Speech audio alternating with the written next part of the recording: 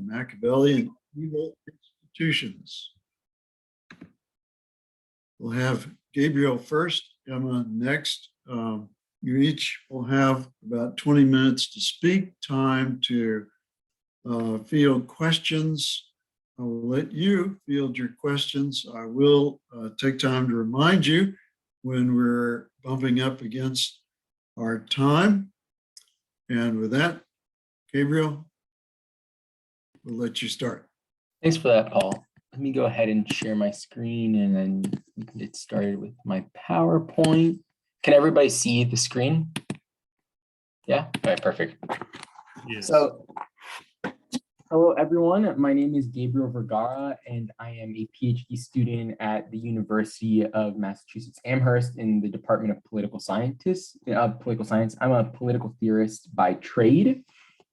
Today I will be presenting on what I have entitled Understanding Antonio Gramsci's Modern Prince through Contemporary Machiavelli Scholarship on Deliberative Consent and Communicative Coercion.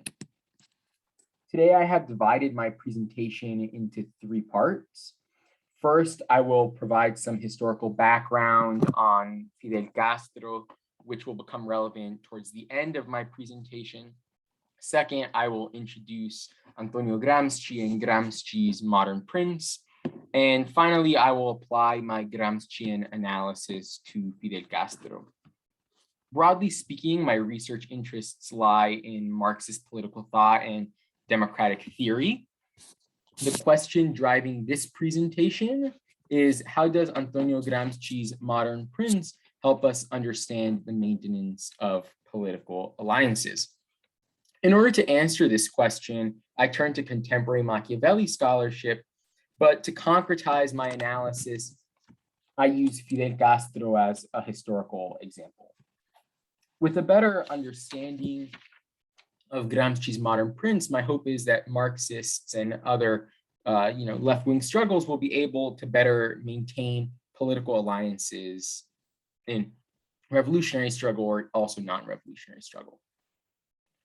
So for background, Fidel Castro was a Cuban revolutionary who overthrew the American-backed Batista regime in 1959.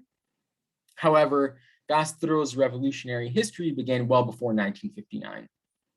In 1953, Castro led an attack on the Moncada military barracks, which is just outside of Santiago de Cuba.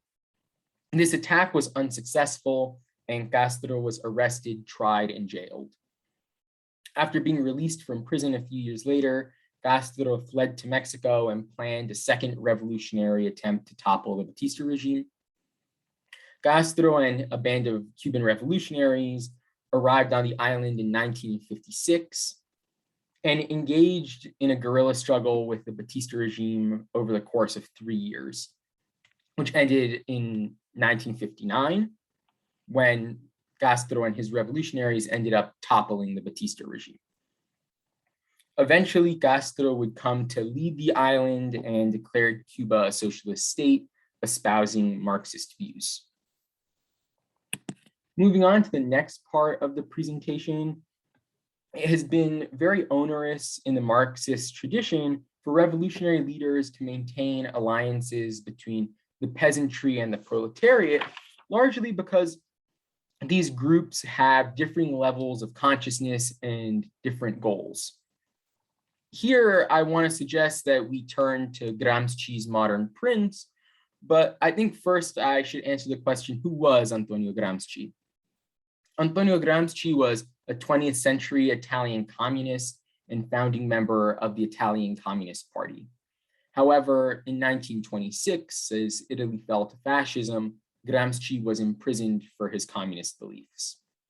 While in prison, Gramsci worked on various scholastic projects. However, unfortunately, he would die in prison.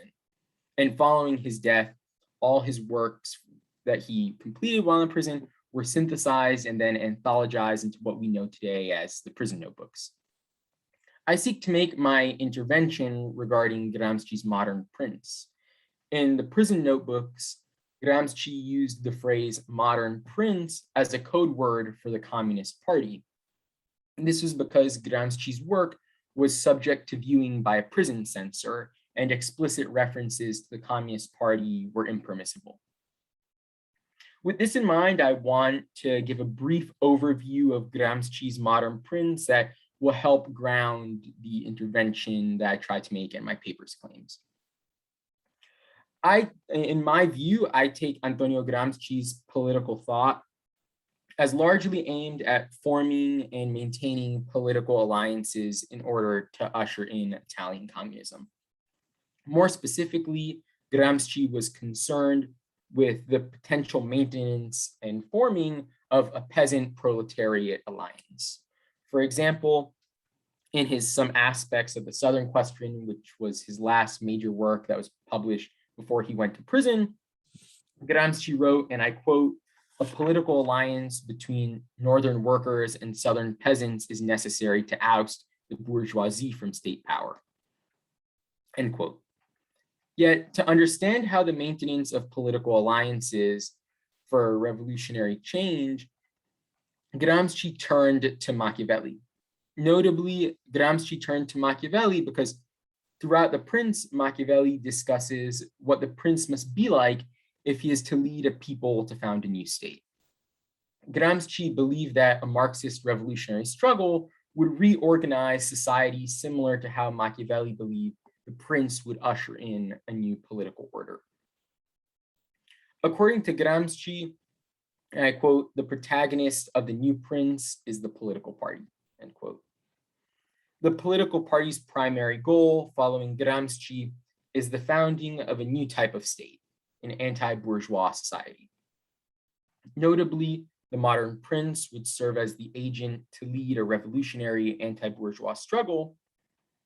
And beyond being a revolutionary agent, the modern prince would also be the agent to which the masses' consent could be transferred to. Gramsci described the modern prince as a collective will, which, and I quote, "has already been recognized and has to some extent asserted itself in action," end quote. Here, the modern prince would serve as an agent to facilitate political action, which would bring about the end of capitalism. Prior to any political action, Gramsci noted that the collective will must already be operative, indicating that the modern prince's action comes subsequent to political mobilization. Unlike the Italian bourgeoisie that had failed to present, and I quote, "an organic program of government which would reflect the essential demands of the popular masses," end quote, Gramsci believed that the modern prince would reflect the people's will. In particular, the modern prince's collective will ought to emulate the Jacobins, who, in Gramsci's view, strove to ensure a connection between the town and the country. And in Gramsci's view, the Jacobins were largely successful. By referencing Jacobinism, I take Gramsci to be advocating that the modern prince strive to unify the proletariat and the peasantry, which in this case, respectively, can be analogized to the town and the country. As such, one of the modern prince's main tasks was to unify different groups that were previously divided in order to challenge the capitalist order. Put another way, the modern prince would unify various groups, in Gramsci's case, the proletariat and the peasantry if need be, in order to produce a harmony of wills among previously disparate groups. Because of this unification, the modern prince's political action is inherently connected to the overthrow of capitalist exploitation, given the situatedness of both the peasantry and of the proletariat. Along with its political action, Gramsci hypothesized that the modern prince would play a role in intellectual and moral reform. This phrase refers to the fact that the modern prince would help develop a new society with new morals and standards. Put simply, the modern prince would contribute to bourgeois society's full destruction, with new norms, standards, and morals being developed. As Gramsci succinctly wrote, the two key areas for the modern prince would be, and I quote, "the formation of a national popular collective will, of which the modern prince was at the same time, the organizer and the active operative expression, and on the other hand, intellectual and moral reform. However, in order to successfully conduct various forms of political action, the modern prince needed to maintain political alliances, in this case with the peasantry and the proletariat. In particular, Gramsci wrote in what's known as the Lisa Report, and I quote, "The formation of alliances has become an extremely delicate and difficult operation for the proletariat. But on the other hand, if it fails to form such an alliance, the proletariat cannot hope to undertake serious revolutionary action."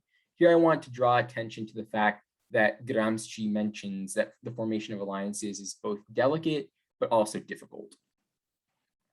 With that being said, few Marxist scholars have analyzed the modern prince as anything more than just a revolutionary institution. For example, in his canonical Machiavelli and Us, Louis Althusser understands the modern prince as a revolutionary institution alone. What I mean by this is that the modern prince was theoretically only conceived as an institution that would catalyze anti-bourgeois struggle, meaning its theoretical utility is restricted.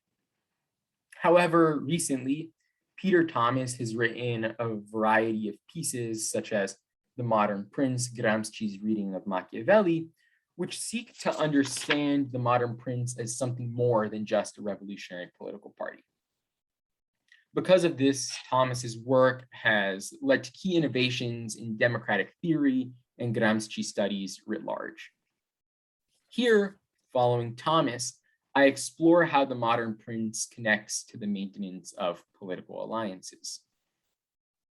In my project, I propose a novel reading of the modern prince that draws from contemporary readings of Machiavelli to argue that the modern prince must garner consent through inclusive and deliberative practices that allow for compromise, and also that the modern prince's use of coercion ought to be understood as communicative, which allows it to interact productively with consent, conveying its support for class struggle and its opposition to groups that threaten that very class struggle.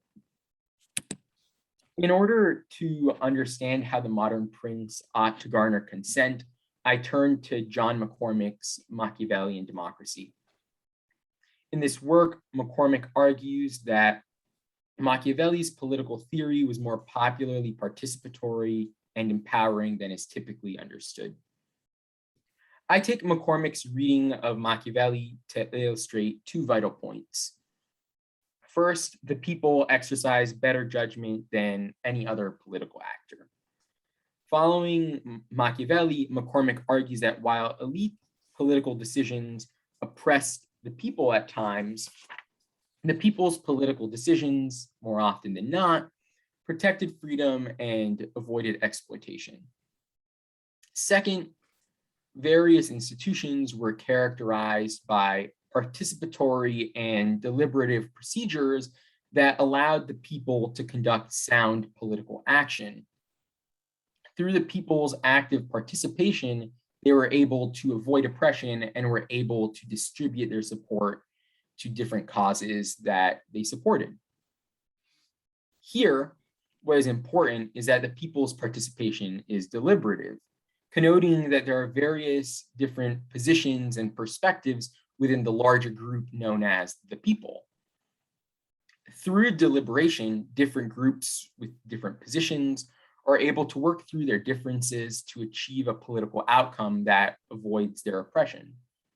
Put another way, through popular and deliberative practices, the people were able to deliberate, decide on, and consent to a certain societal order that would not oppress them and would spearhead their freedom.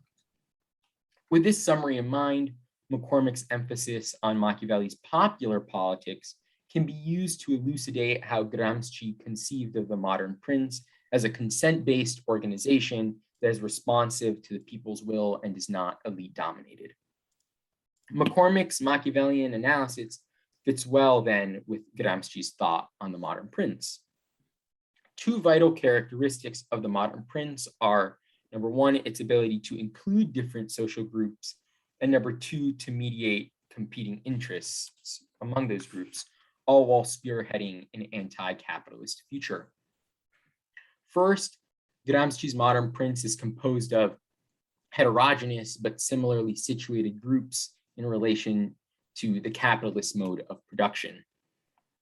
The Modern Prince then operates as a popular institution where the exploited can join together in the pursuit of a new future, a future free of exploitation. Second, with deliberative practices, the Modern Prince is able to work through conflicts that would otherwise threaten the existence of political alliances.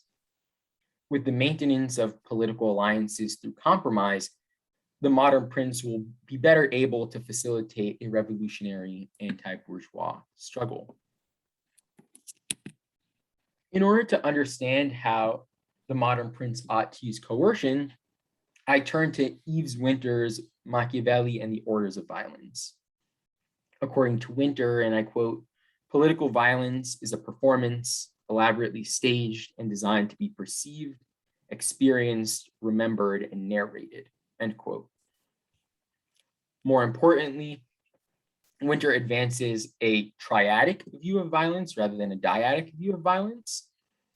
And this includes three parties: the perpetrator of violence, the target of violence, and the audience of violence. Through an attention to the audience, violence can be understood as communicative. Let me give an example of this. Take the example offered by Winter as a case of violence being communicative. Winter turns to Machiavelli's work and recounts the execution of Ramiro, who was a Spanish nobleman associated with the Borgia family. Because of this association with the Borgias, Ramiro helped Cesare Borgia establish control over the Romagna region. However, following Winter's reading of Machiavelli, the pacification of Romagna was rather brutal and involved a lot of violence. This violence helped Cesare ultimately gain control of the region, but antagonized the people because of how brutal of an affair this was, as much of the violence was perpetrated towards different people who were part of the community. With this in mind, Cesare then executed Ramiro in a public fashion, composed, and I quote, "of intense and austere visual choreography," end quote. While the actual execution was not public, Machiavelli recounts how Ramiro's body was found in a piazza and was, and I quote, "in two pieces with a piece of wood and a bloody knife besides him," end quote. As a result of the way the execution was staged, the way it was choreographed, the people, as spectators, are forced to put together the rationale behind Ramiro's execution and how the execution itself happened. In this example, Cesare was the perpetrator of violence and Ramiro was the target of violence. The people here are the audience of violence. Ramiro's execution sent a particular message to the people, namely, as Winter puts it, that, and I quote, "Cesare exercises power for the benefit of the people, marking an alliance between the prince and the people," end quote. In this case, the violence against Ramiro served as a communique of Cesare's commitment to defending the people and standing against violence that is perpetrated against the people.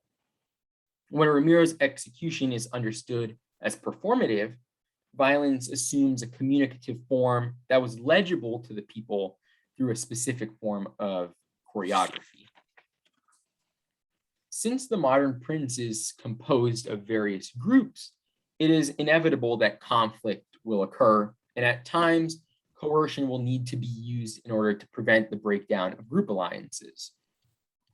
When force is used by the Modern Prince in order to subordinate a group, it conveys a specific message to an audience, or in this case, the other groups that themselves compose the Modern Prince. Primarily, the Modern Prince's use of coercion sends two messages. First, that waging class struggle is a Modern Prince's top priority. Second, that violence will be used against those that oppose class struggle. In other words, by exercising violence against one group that threatens its political alliance, the modern prince deters other allies from threatening political alliances. Particularly, through the staging of violence, the modern prince opposes the breakdown of political alliances while also spearheading a harmony between the previously disparate groups that compose the modern prince. However, there are key limitations on violence. A particularly important one is that consent can ground the use of violence against political enemies, for example, but this cannot be the case with political allies. Namely, consent cannot ground the use of violence against political allies because a conflict between allies precisely calls consent into question. Additionally, violence cannot be used to inaugurate an alliance between two groups, for if violence is the genesis of any alliance, it is akin to domination. Furthermore, violence can only be used if one has control over what Gramsci called political society or the means of coercion. To utilize violence, one ultimately needs arms or another means of violence. Lastly, coercion can only be exercised when it yields a harmony between groups that will enable further revolutionary action, making coercion non-dominating. I trace this strand of political thought back to Jean-Jacques Rousseau's famous quotation from The Social Contract, where individuals can be forced to be free or forced to accord to the general will. The modern prince's use of coercion then seems to be something altogether different from coercion simpliciter, but rather represents an expression of forcing people to be free, consistent with their own autonomy. With this in mind, I present Fidel Castro as an individual who gained consent deliberatively and used coercion communicatively. Take the case of his speech, Words to Intellectuals, which addressed the censorship of anti-revolutionary works. When addressing a censorship dispute between artists and the revolutionary government, Castro suggested that the matter of artistic freedom be deferred to the National Council of Culture. Here, the National Council of Culture served as a deliberative institution where competing viewpoints could be expressed and a final decision or compromise could be reached regarding whether a specific work would or would not be censored. Through compromise, the quarrel between the artists and the revolutionary government, two groups that were both integral to the Cuban Revolution and its success, could be resolved, ensuring further revolutionary action. On the other hand, Castro presented censorship as an exercise of coercion. This is best evidenced when Castro stated, and I quote, "Within the revolution, everything. Against the revolution, there are no rights," end quote. Through this statement, Castro announced his support for those that continue to support the Cuban Revolution. Contrarily, though, Castro also declared his opposition for those that would threaten the Cuban Revolution. When understood as communicative, Castro's exercise of censorship conveyed his support for the Cuban Revolution and also foretold of violent action in the means of censorship against the Cuban Revolution's opponents. With this in mind, I want to thank you all for listening, and I look forward to any questions that you might have. Thank you. We will let the speaker field your own questions. So look to the chat, and also if you have a question, please raise your hand.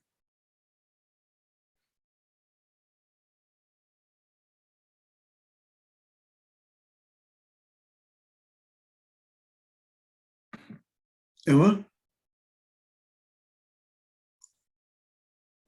Please unmute. Yes. Sorry, that was just a clapping reaction. Great job.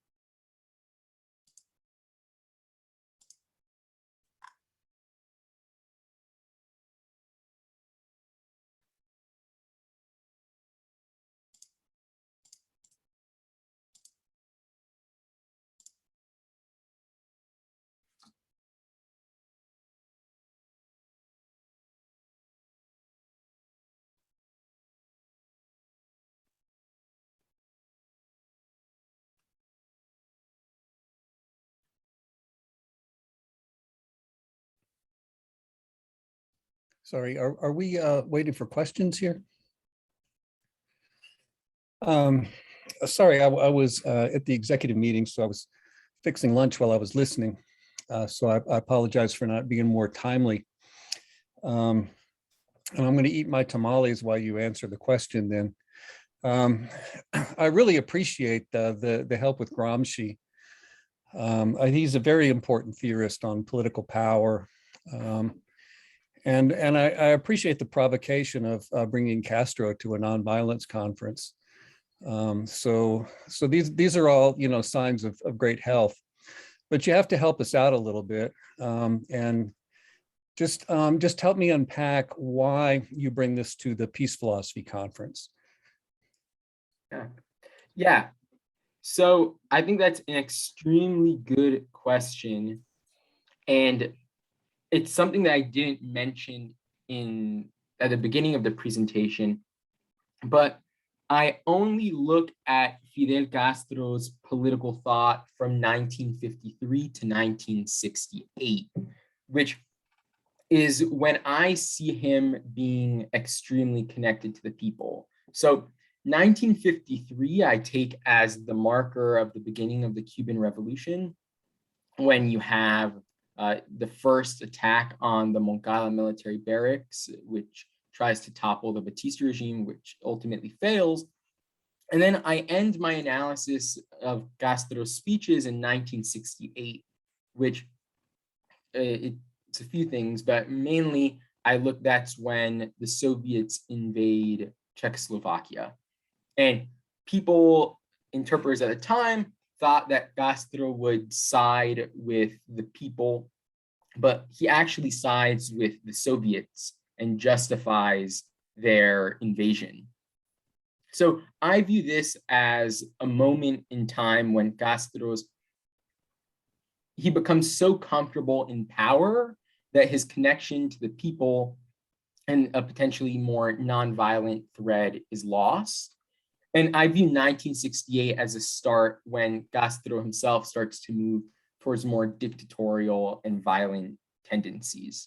So I think largely within the period of 53 to 68, you have a more nonviolent and more attuned to the people Castro. Then from 68 onwards, you have a widening gulf between the people and Castro.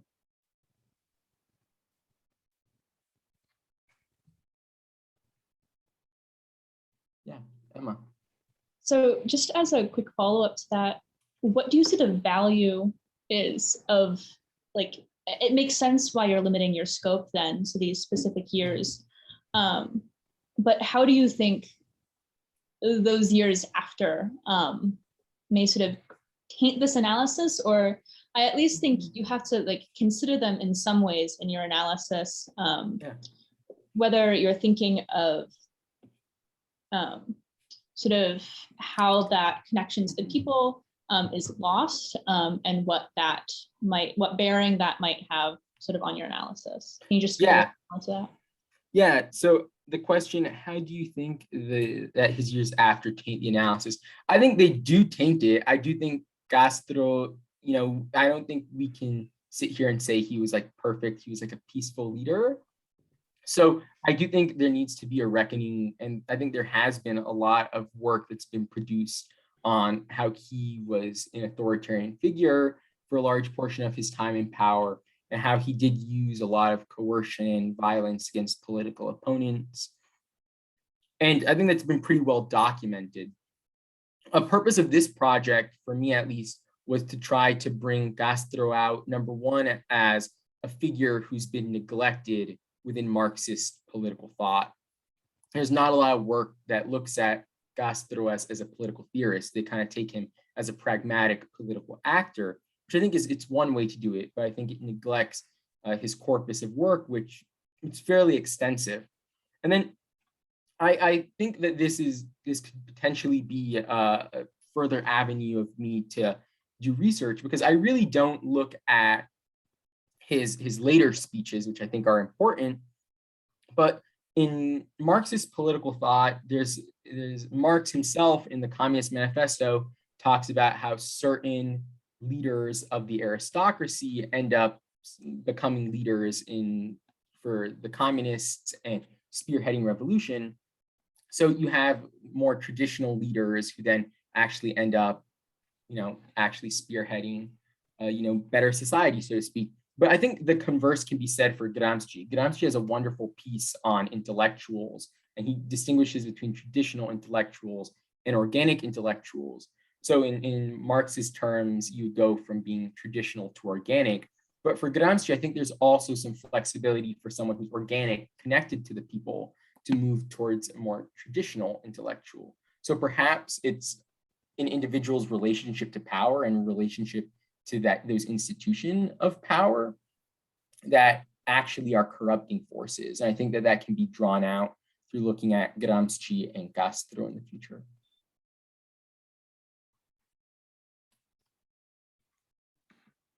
Very good. Well, let's give our speaker a hand. Thank you for that presentation. And next up, we're going to have Emma. And she'll be presenting Conquering the Beast. So let me just share my screen here.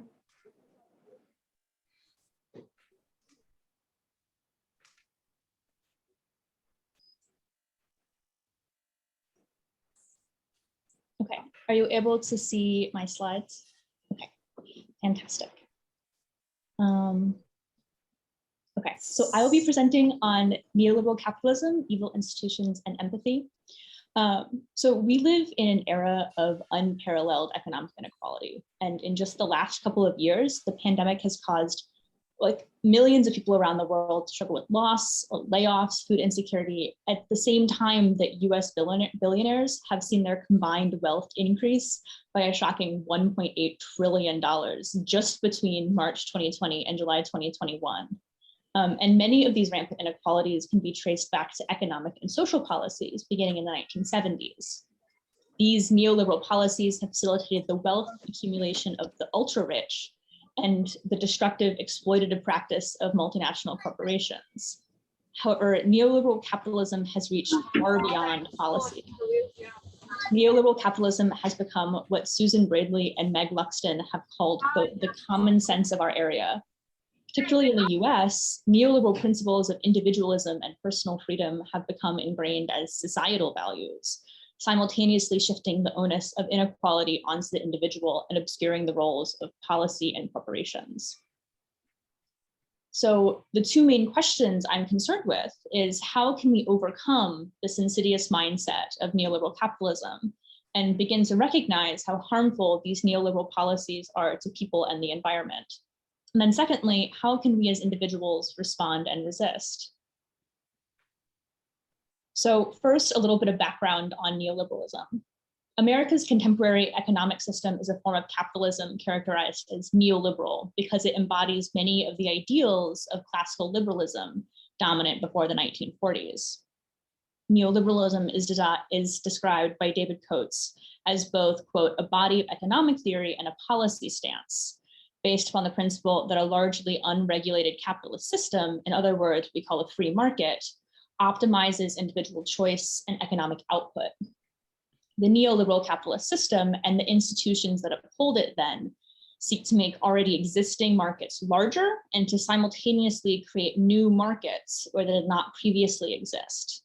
And state intervention in the market is viewed quite skeptically and is reserved for things like defining property rights, enforcing contracts, and regulating the money supply.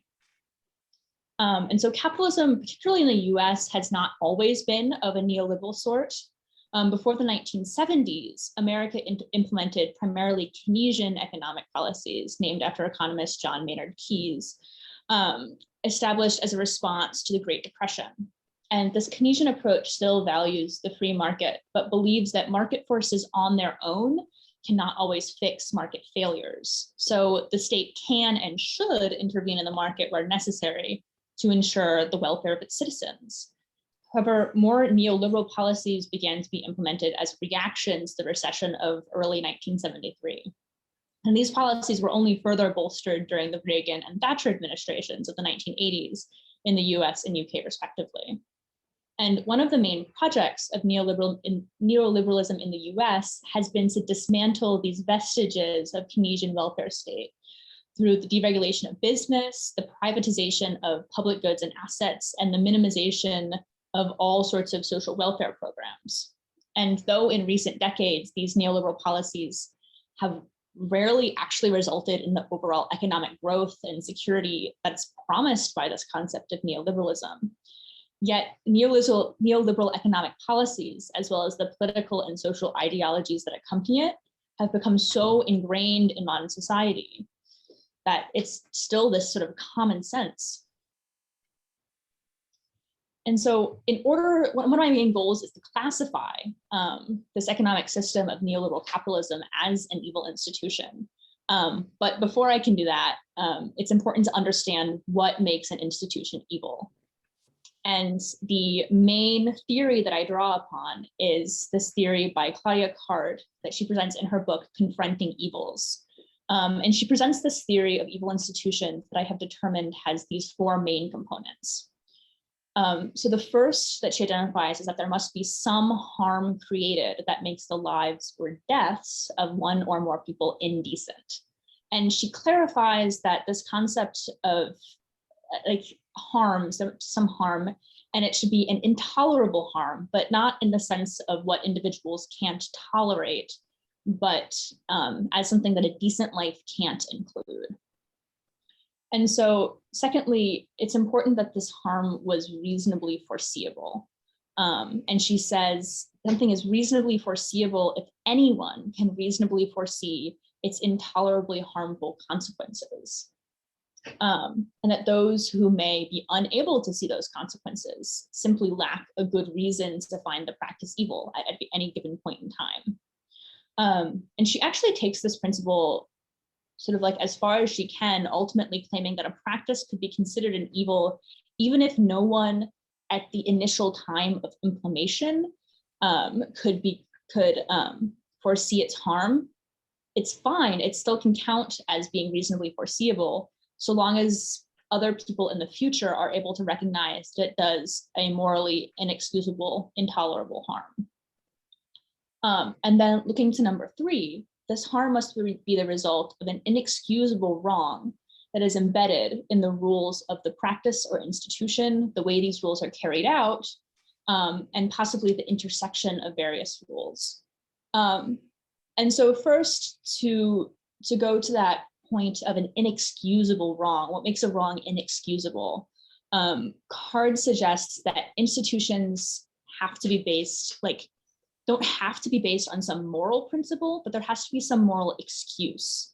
And it's when there's a lack of a good moral excuse for the way some system is functioning that makes it inexcusable. She supports this a little bit by suggesting that an otherwise evil practice might be excusable if it represents an improvement on a prior practice and is therefore sort of moving in the direction of justice. However, it is important to highlight that there must be a conceivable moral justification for the practice or institution, and it is not sufficient for the practice to be justifiable by some principles such as cost effectiveness or practicality, because those aren't really moral qualifications. And finally, the system or institution would be essentially destroyed if the evils were eliminated from it. So the inexcusable wrongs of evil institutions, or in other words, what makes the evil institution morally indefensible, manifest in the norms or rules that define or structure it. And so if you were to eliminate those rules, the system would cease to be itself. So to address how neoliberal capitalism addresses this first condition, neoliberal capitalism has caused immeasurable harms, not only in the US, but around the world. And the imposition of markets into every aspect of life has essentially funneled wealth from around the world into the hands of the few, leaving this trail of destitution and deprivation in its wake. And this is really astonishing in the US. I have some statistics here that even though the US is one of the wealthiest countries in the world, 34 million Americans are currently living in poverty. And the top three, 1, 2, 3 richest people own more wealth than the entirety of the 50% poorest people as far as total wealth accumulation. And again, nearly 1 in 5 families have reported in the last year that they did not have enough food. And this demonstrates a basic inequality in resources to the extent that there are millions and millions of Americans who do not have the basic resources to live a decent life. And these impacts are seen on a global scale as well. So market competition in all areas of society has resulted in a global siphoning of wealth and resources from what we might call the third world to the first. Labor and production in the US has increasingly moved offshore, where workers can be even more greatly exploited. Lifting of environmental protections in the name of greater business freedom and production capacities, and has led to widespread global warming because of the resource extraction and unrestrained carbon emissions and waste dumping. And this global warming will most negatively impact low-income countries. A Council of Global Development Leaders articulate that, quote, "This is due to the economic importance of climate-sensitive sectors, for example, agriculture and fisheries for these countries, and their limited human, institutional, and financial capacity to anticipate and respond to the direct and indirect effects of climate change. Therefore, like the global poor are to pay for the overindulgence and greed of the wealthy and the multiple multinational corporations that they control." So moving on to the second condition, that the harm was reasonably foreseeable. There have been quite a number of capitalist critiques throughout history from people, I would say even back to Rousseau, to of course Marx and Engels in the mid-19th century. However, since Card grants that harms may be considered reasonably foreseeable if it is abundantly clear in hindsight, it is sufficient that we can recognize now that neoliberal capitalism causes these morally inexcusable harms. To condition number 3, the harm must be the result of an inexcusable wrong that is embedded in the rules of the practice or institution. And neoliberal capitalism meets this third condition because the harms created by neoliberal capitalism are both morally unjustifiable and inherent to this mode of capitalism. There is no legitimate moral justification for structuring economies according to these neoliberal values. Some have argued that neoliberalism stands for the morally good values of individual freedom, particularly freedom from coercion and servitude, as well as the freedom to pursue one's own desires. However, Karl Polanyi rightfully questions what kind of freedom neoliberal capitalist policies actually promote. He says that, quote, "Planning and control are being attacked as a denial of freedom. Free enterprise and private ownership are declared to be essentials of freedom. No society on other foundations is said to deserve to be called free. The freedom that regulation creates is denounced as unfreedom. The justice, liberty, and welfare it offers are decried as a camouflage of slavery. Thus, any claim of moral legitimacy that proponents of neoliberal policies may make is unfounded when we acknowledge that these freedoms do not actually create conditions where most people have the opportunity to make genuinely unbridled choices about how they want to live. Additionally, the harms of neoliberal capitalism are not excusable, according to Card's other suggestion that certain practices that may otherwise be considered evil may be tolerable if they represent an improvement on eviler practices. So while capitalism generally may have originally been viewed as an improvement from the feudal system, the contemporary dismantling of the welfare state cannot claim such an improvement. And finally, number 4, the system or institution would be essentially destroyed if the evils were eliminated from it. This astronomical class inequality, in addition to weak social support systems, are inherent to our current neoliberal capitalist system. Simon Clark, in the Neoliberal Theory of Society, argues that the pressure on people in capitalist systems, namely business owners, to have continually competitive prices in the marketplace leads to the exploitation of laborers.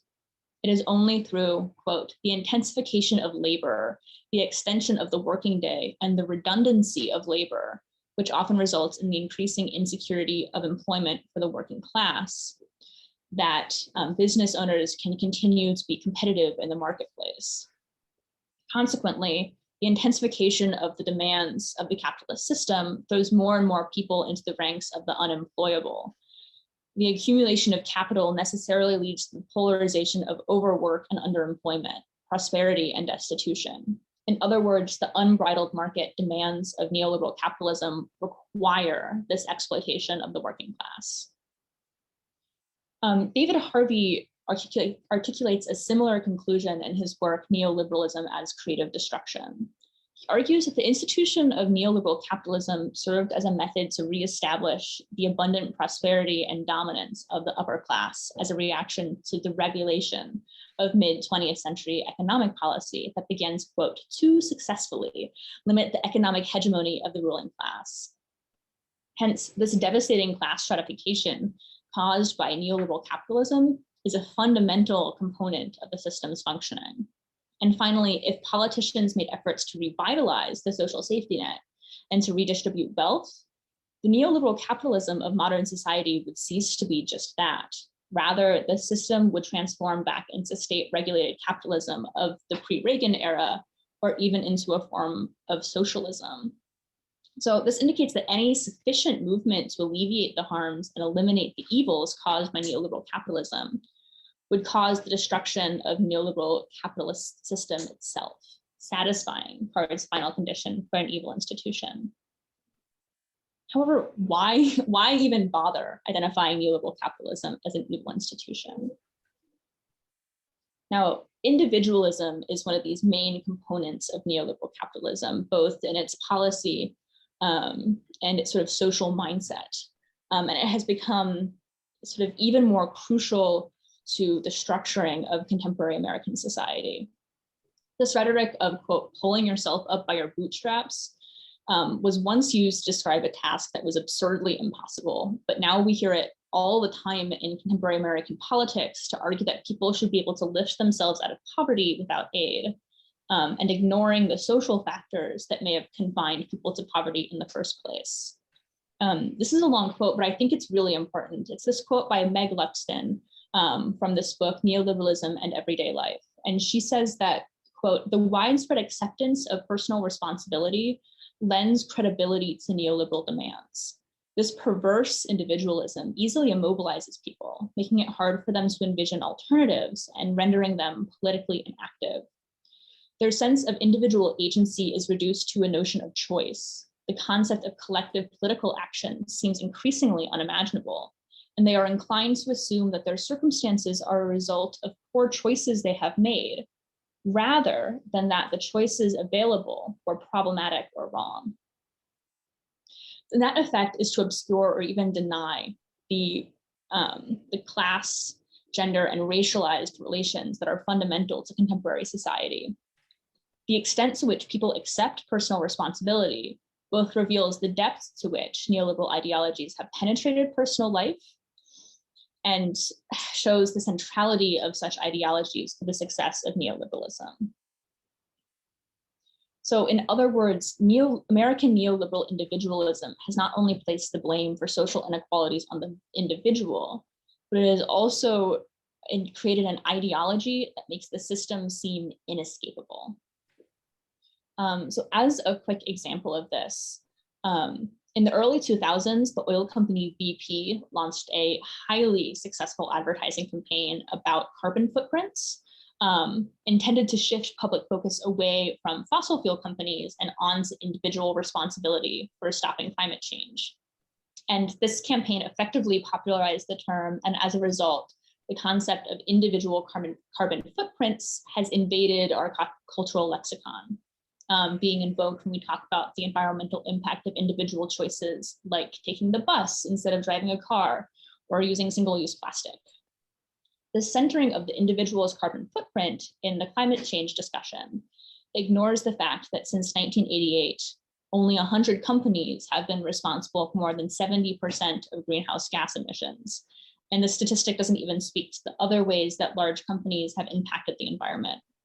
And so, though it is, of course, still important to be aware of our environmental impact as individuals, that particular advertising campaign really helped to eliminate this idea that stopping climate change can only happen by changing the environmental impact of large organizations and corporations. And so ultimately, by identifying the American capitalist system as an evil institution, an evil system, we can begin to demystify these ways in which rampant inequalities and evils are often a direct result of our economic system. And further, it is only once we can recognize that it is not individuals who are responsible for their poverty under capitalism, but that it is in fact the fault of an evil system that we can begin to formulate and mobilize effective modes of resistance and advocate for economic justice. So we're finally getting to the second question that I had, which is how can we as individuals respond to the threats of neoliberal capitalism? And my response is empathy. And this seems, I think, in some ways like an obvious response, but it was really inspired by two major sources. And the first was Hannah Arendt's description of Adolf Eichmann in Eichmann in Jerusalem as a person essentially unable to think from the perspective of anyone else. And she identifies that it was this lack of empathy that ultimately enabled to commit such atrocities and contribute to the evil institution that was Nazi Germany. And secondly is Noam Chomsky's description of social solidarity in the documentary Requiem for an American Dream, in which he talks about how sort of like these contemporary neoliberal policies have attacked this basic human principle of social solidarity. He uses this example of Social Security where, quote, social security is based on the principle of caring for others. Social Security means I pay payroll taxes so that the widow across town can get something to live on. And for much of the population, that's what they survive on. However, in order for the rich to maintain power and to continue to eliminate policies that do not aid the wealthy in accumulating more wealth, such as the defunding of Social Security, it is crucial to eliminate this solidarity. As Chomsky points out, solidarity and programs based on a principle of solidarity are crucial to maintaining the health and well-being of lower classes. Yet these are the same policies and ideologies that neoliberalism and its individualism attempts to dismantle. Therefore, in order to resist neoliberal capitalism and other evil institutions like it, we must cultivate radical empathy. The policies and ideology of our current system tell us that we must only look out for ourselves. And through the intrusion of competitive markets into all aspects of our lives, the continual threat of destitution if we do not, or are unable to labor sufficiently, and the sabotage of programs such as Social Security and public education that are necessary for the well-being of the lower classes, modern neoliberal capitalism has corrupted our ability to empathize with our fellow human beings. Thus, in order to resist this evil institution that is constantly and consistently depriving people around the world of decent lives, we must recultivate this empathy and care. And I'm not suggesting that we need to love or even like every person in the world as a family member. However, we must begin to reestablish this value for basic human dignity. And this value must be reestablished in ourselves, in our subconsciousness, our actions, but also as entire communities. These evil systems, like neoliberal capitalism, can be overcome. And though this task requires more than any one individual can give, each of us does have the tools to begin working towards a better world. Thank you.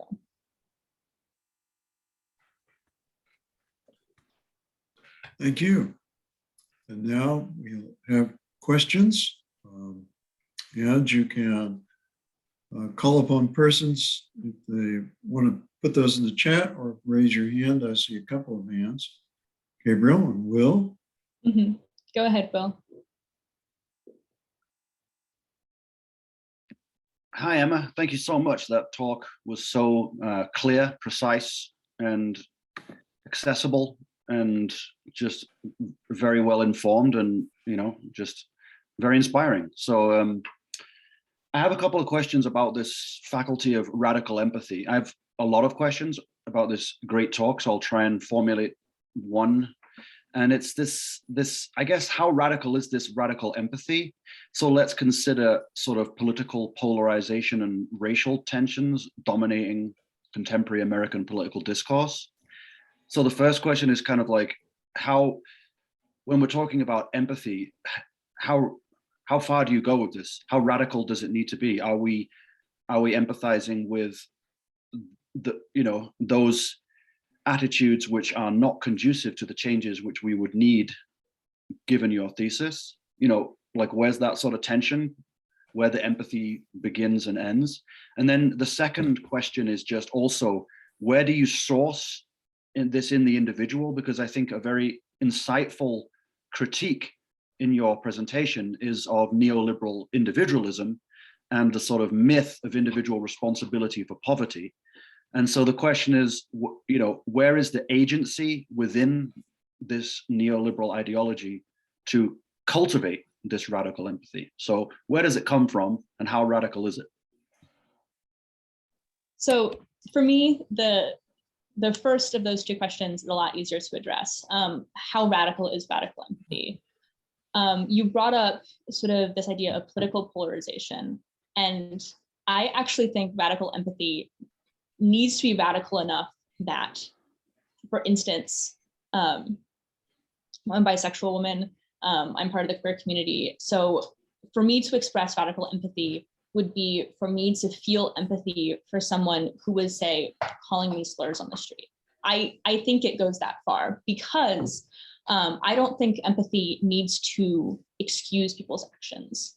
I don't think it needs to, we can be empathetic towards someone and understand what circumstances they're in such that they hold those ideologies without thinking that they're the right ideology and without thinking that they shouldn't still be changing those ideologies.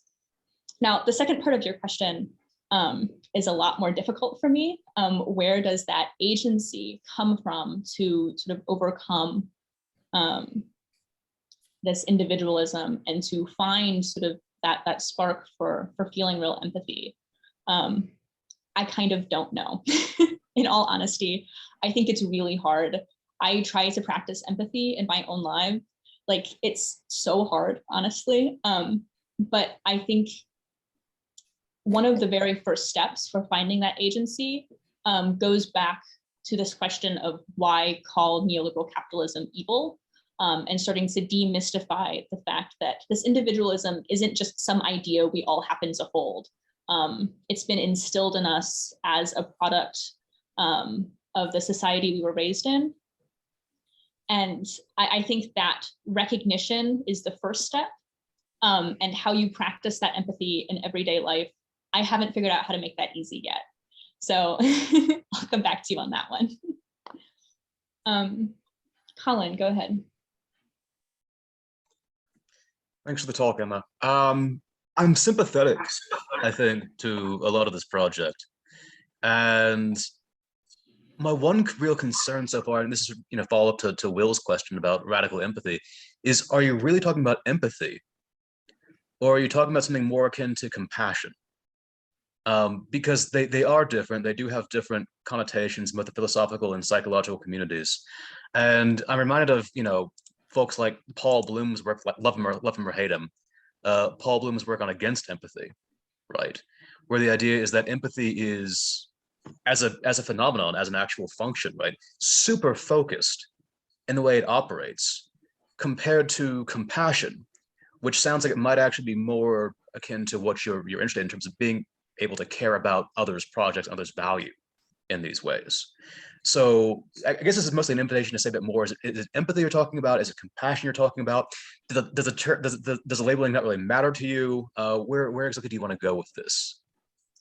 So the reason I'm familiar with that work that you're referencing, and the reason I sort of stick by this idea of empathy a little bit is based on sort of where I pulled this idea of empathy in the first place. And it was this thing that I didn't get a chance to talk too much about in my talk, which is Hannah Arendt's conception of Eichmann in Jerusalem. And Eichmann, he recognized that he was killing people, right? He recognized what he was doing. But he couldn't, it's this element of putting yourself in another person's shoes. I think you can feel compassion for someone without trying to understand what their actual circumstances are. Let's see, there was a talk yesterday on political polarization that was fascinating. And the speaker, his name is slipping my mind right now, but the speaker was talking about how there are people who can say, yeah, I know those people are suffering. I know they are, but first of all, is it my responsibility to do anything? And also, how bad is it really? And I think it's sort of that element where I do really want to lean on this term of empathy, and empathy as sort of being able to put yourself in another's shoes and understand what those circumstances are that are leading you to make certain decisions, and like what circumstances are leading you to make certain decisions, and sort of as, I don't quite know where I'm going with this, but what circumstances are making you to lead to like these decisions about what you're doing. And like, I think empathy captures that in a way that compassion doesn't. I think, as you said, compassion can be more nebulous in this way. You can be compassionate for someone that you don't really understand. And I think we should be trying to understand the experiences of all the people around us. So I know that only sort of answers your question, but it's the best I've got right now. Okay, Dave, go ahead. Thank you. Excellent talk. I'm actually interested in a slightly different direction. I'm curious in how would we know if we've passed out of neoliberalism as an institution? And I only ask that because there's some indications that some of the old neoliberal policies have changed. Powell is running the Fed to target full employment, which would be extremely unusual, in the 1980s. The unemployment insurance was a huge dump of money into the U.S. economy. It had a legitimate effect. It seems to have had a spillover effect on like workers' movements. People are quitting their jobs and stuff like that. Is that enough, right? Or, do we need better services like England? Is England passed out of neoliberalism because they have the NHS, or like Germany has less wealth inequality than we do, but they still seem kind of like ruthlessly capitalistic in an objectionable way too. So I'm curious what you see as like the threshold condition when we can say, we're out of neoliberalism now. So I'm not an economist. I am merely a philosopher. But my response to that would have to be when we start to see those ideologies and those political movements translated sort of into our own psychologies. I was talking about this element of this very individualist notion that neoliberalism has sort of instilled in our broader society. And I think once we start to see even more broader movements for social solidarity and for this wider spread empathy, particularly across political boundaries, can we maybe claim that we're beyond neoliberalism? Now, from a more economic stance, I don't quite know what that line is, I'll be honest. But we're not there yet, I'll say that.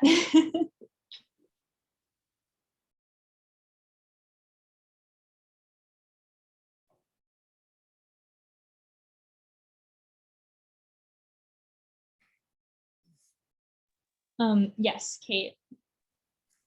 Hi, thanks so much for the talk. I really liked it. I have kind of an opposite question about empathy as the solution.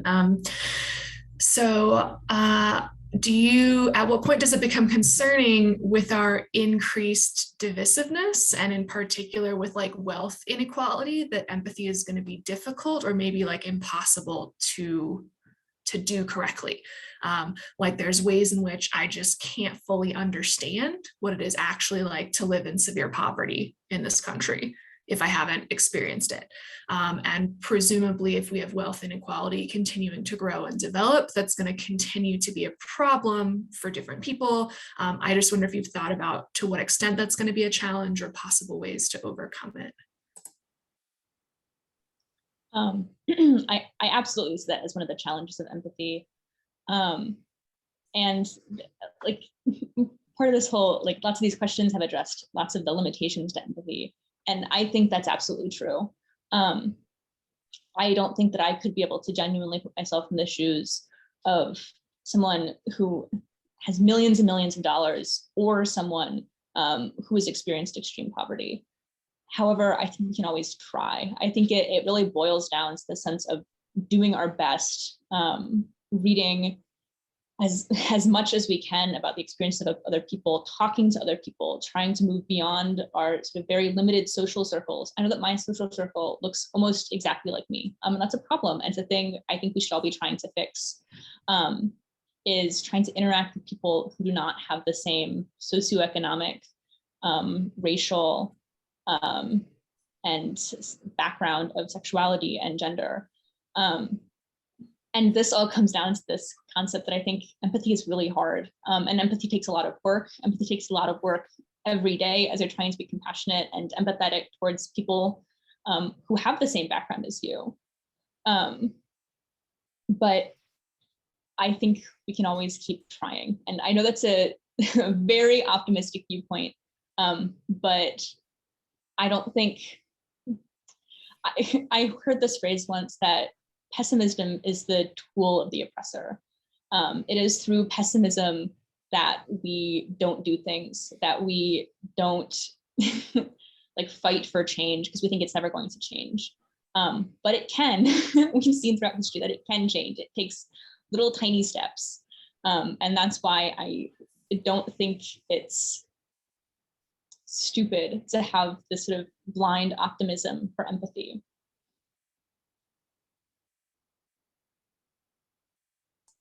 Great, thank you so much.